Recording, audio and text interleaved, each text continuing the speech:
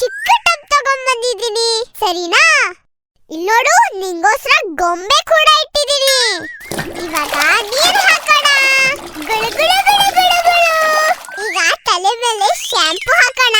ಇವಾಗ ಚಿಟ್ಟಿ ಅಣ್ಣ ಶಾಂಪು ಹಾಕ್ತಿದ್ದಾನೆ. ಮಜ್ವಾಗಿದೆ ಅಲ್ವಾ ಡಾಲಿ?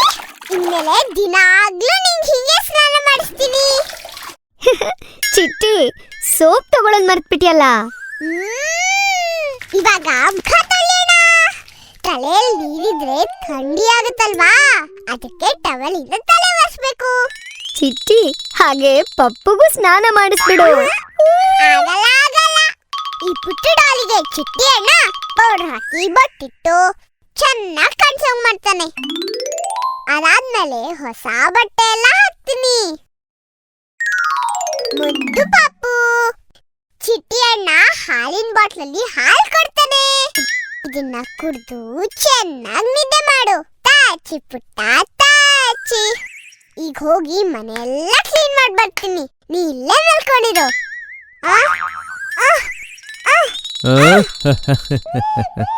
ಚಿಟ್ಟಿ ಪುಟ್ಟ, ನೀನ್ ಬೆಳಗಿಂದ ಇನ್ನೂ ಸ್ನಾನಾನೇ ಮಾಡಿಲ್ವಂತಲ್ಲ. ಸ್ನಾನ ಮಾಡ್ದೆ, ಮಲಗ್ಬಿಟ್ಟೆ.